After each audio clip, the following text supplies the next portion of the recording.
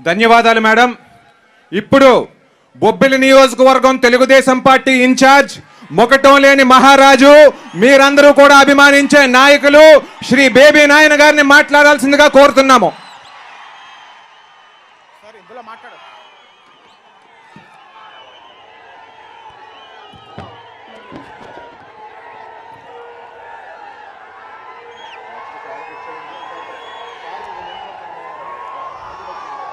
వేదికను అలంకరించిన పెద్దలు, మన అభిమాన నాయకులు నారా చంద్రబాబు నాయుడు గారి పాదాలకి నమస్కరిస్తూ, వేదికను అలంకరించిన తెలుగుదేశం పార్టీ, జనసేన పార్టీ విశిష్ట నాయకులకి, ఈనాటి సమావేశానికి విచ్చేసినటువంటి విజయనగరం పార్లమెంటు పరిధిలో ఉన్నటువంటి చీపురుపల్లి, నెల్లిమర్ల, ఎచ్చర్ల, రాజాం, విజయనగరం, గజపతి నగరం నియోజకవర్గాల నుంచి విచ్చేసిన తెలుగుదేశం పార్టీ శ్రేణి నాయకులకి, కార్యకర్తలకి, శ్రేణులకి, మన్యం జిల్లా పార్వతీపురం, సాలూరు, కురపాం నుంచి విచ్చేసినటువంటి తెలుగుదేశం పార్టీ నాయకులకి, శ్రేణులకి, ముఖ్యంగా మమ్మల్ని ఈ స్థాయికి ఎదగడానికి దోహదపడినటువంటి బొబ్బిలి నియోజకవర్గ ప్రజానికం యావత్ మందికి, తెరలాం, బాడంగే, రాంభద్రపురం, అదేవిధంగా బొబ్బిలి మున్సిపాలిటీ, బొబ్బిలి టౌను, అదేవిధంగా మాకు ప్రాణంతో సమానమైనటువంటి సీతానగరం, బలిజిపేట మండలం ప్రజానికానికి కూడా నా హృదయపూర్వక నమస్కారాలు తెలియజేసుకుంటున్నాను.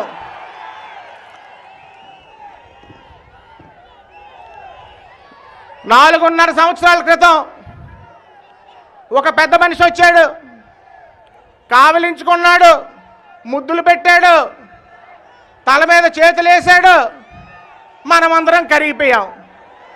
కరిగిపోయిన దానికి ఏంటి తాత్సారం? ఈ రాష్ట్రం అన్ని రంగాల్లో అధోగతి పాలవ్వడం. అవాళ ఒక చారిత్రక తప్పిదం జరిగింది.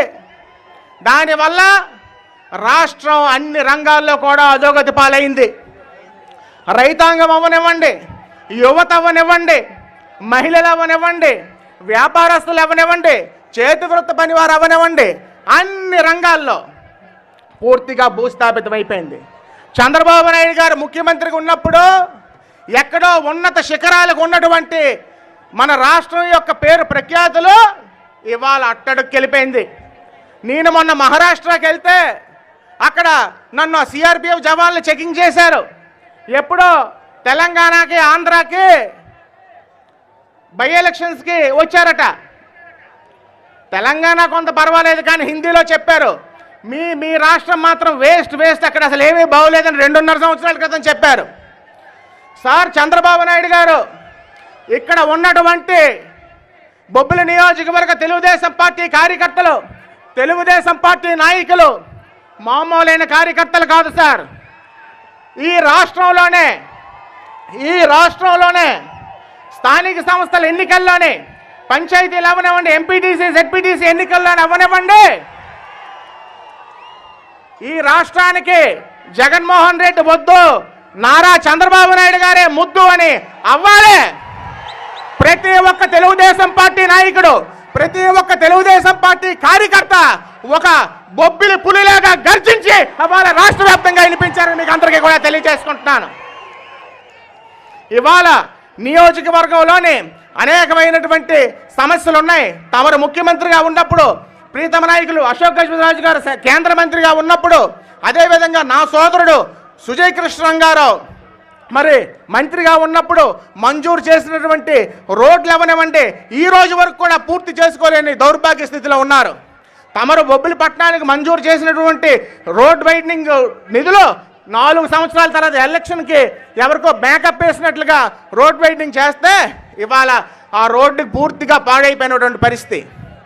ఇవాళ రాంభద్రపురం మండలం కొండకింగ గ్రామంలో అక్కడ ప్రజలు తెలుగుదేశం పార్టీకి 600 ఓట్లు మెజార్టీ స్థానిక సంస్థల్లో ఇచ్చారని ఇవాళ మన కార్యకర్తలకి, పేద ప్రజలకు లేకుండా అక్కడ స్థానిక నాయకులు డబ్బులు వసూలు చేసి తీరని అన్యాయం తెలుగుదేశం పార్టీ ప్రజలకి, గ్రామ ప్రజలకి చేస్తున్నారు. తప్పకుండా తమరు ముఖ్యమంత్రి అయ్యాక మనం అందరం కూడా న్యాయం చేయాలని కోరుకుంటున్నాను. అదేవిధంగా సాగునీరు దౌర్భాగ్య స్థితిలో ఉంది. తోటపల్లి కాలువ దౌర్భాగ్య స్థితిలో ఉంది.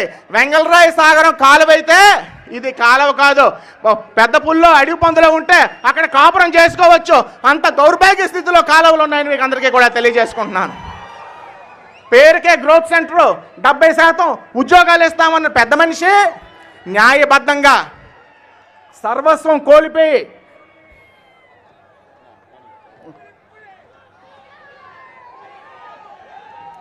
గ్రోత్ సెంటర్ భూముల్లో సర్వస్వం కోల్పోయినటువంటి మెట్టవలస, గొర్రెల సీతారాపురం, గుంతాడు వలస, బూర్జు వలస, పనుకు వలస, గొల్లాది రైతులు మాకు న్యాయంగా రావాల్సిన ఉద్యోగాలు మాకు ఇప్పించిందంటే లాఠీ దెబ్బలతో కొట్టించడమే కాకుండా అన్యాయంగా 14 రోజులు 15 రోజులు జైలు పాలు చేసినటువంటి ఘనత ఈ ప్రభుత్వం అందని ఈ సభాముఖంగా తెలియజేసుకుంటున్నాను. చిట్ట చివరిగా ఒకే ఒక్క ముక్క చెప్పి నేను నా ప్రసంగాన్ని ముగిస్తాను. మేము పార్టీలో చేరినప్పుడు మరి మమ్మల్ని ఇద్దరిని నా సోదరుడు సుజయ్ కృష్ణ గారు ఎవరైతే ఉన్నారో నా తండ్రి చనిపోయిన దగ్గర నుంచి కూడాను నా తండ్రిగానే నేను తను భావించాను. అదేవిధంగా మీ ఇద్దరం కూడా ఈ రోజు వరకు కూడా మా పైన సాగిస్తున్నాం. తమరు అవ్వాలి మమ్మల్ని ఇద్దరిని కూడా బ్రహ్మాండంగా చూసుకుంటామని మాట ఇచ్చారు. అదేవిధంగా చూసుకుంటున్నారు. మా ప్రజలను కూడా చూసుకుంటున్నారు. అదేవిధంగా మేము రక్తం పంచుకు పుట్టకపోయినా మరి వారి పూర్తి సహాయ సహకారాలు ఇస్తున్నటువంటి తెంట్లు లక్ష్మీనాయుడు గారిని కూడా తమరు ఎప్పుడు కూడా మర్చిపోకూడదని ప్రార్థిస్తూ మాకు ఇంత వ్యవసాయ పనులు, ఇంత పండగ పనులు, అనేకమైనటువంటి పనులున్నా ఇంత జయప్రదం చేసినటువంటి ప్రతి ఒక్కరికి, ప్రతి ఒక్క తెలుగుదేశం పార్టీ కుటుంబ సభ్యుడికి పేరు పేరున నా కృతజ్ఞతలు తెలియజేసుకుంటూ చివరిగా ఒకటే చెప్తున్నాను. కష్టకాలంలో రేపు ఇవాళ మీరు ముందు వరుసల్లో ఉన్నారు. రాజకీయ ఎలక్షన్స్ ఈక్వేషన్స్లోనే కొంతమంది ఒకరిద్దరు చేర్చుకోవచ్చు, చేర్చుకోకపోవచ్చు. ఎలక్షన్లు అయ్యాక వాళ్ళు ముందు కుర్చీల్లో కూర్చున్నా మీరు ఒకటి మాత్రం గుర్తుంచుకోండి, ఎవడు ఎక్కడ కూర్చున్నా కష్టకాలంలో తెలుగుదేశం పార్టీ జెండా మోసి పార్టీని నిలబెట్టి బతికించిన ప్రతి ఒక్క తెలుగుదేశం పార్టీ కార్యకర్త ఎల్లప్పుడు కూడా మన గుండెల్లో ఉంటాడనే విషయం మీకు అందరికీ కూడా తెలియజేసుకుంటూ, అదేవిధంగా జనసేన అధినేత పవన్ కళ్యాణ్ గారికి నా హృదయపూర్వక కృతజ్ఞతలు. మా నాయకుడు కష్టకాలంలో మీరు వచ్చి సంఘీభావం తెలిపి మీరు ఏ విధంగా మాకు సపోర్ట్ చేశారో, మీ నాయకులు శ్రేణులు ఏ విధంగా అయితే సపోర్ట్ చేశారో మీ మేలు తప్పకుండా ఎప్పుడు కూడా మేము గుర్తుపెట్టుకుంటామని మీకు ప్రత్యేకమైన కృతజ్ఞతలు తెలియజేసుకుంటూ ఈ అవకాశం కల్పించిన ప్రతి ఒక్కరికి నా కృతజ్ఞతలు తెలుసుకుంటూ సెలవు తీసుకున్నా. జై తెలుగుదేశం! నారా చంద్రబాబు నాయుడు గారి నాయకత్వం!